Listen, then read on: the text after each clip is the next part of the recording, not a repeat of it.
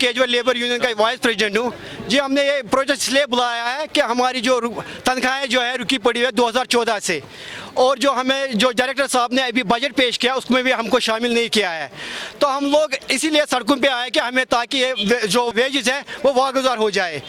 हमें जम्मू में यही डिपार्टमेंट है जिनको रेगुलरली तनख्वाह मिली जा रही है, जो कि एनआईसी साइट पे अपलोड भी नहीं हुए हैं।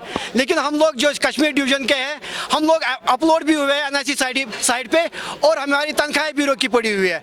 2014 से हमको एक पैसा भी ये नहीं मिला है अभी तक की। 342 लड़के हैं जिनमें 14 लड़कों की तनख्वाह मिली जा रही है।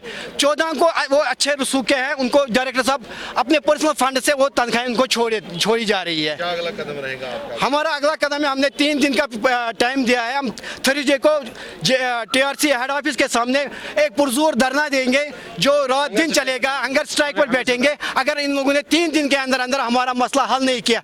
जो मेन मसला है हमारा, जो हमको ये सैलरी का है और बजट का है, अगर इसमें इन लोगों ने हमको शामिल नहीं किया इसमें, तो हम लोग टीआरसी से उठने वाले नहीं हैं।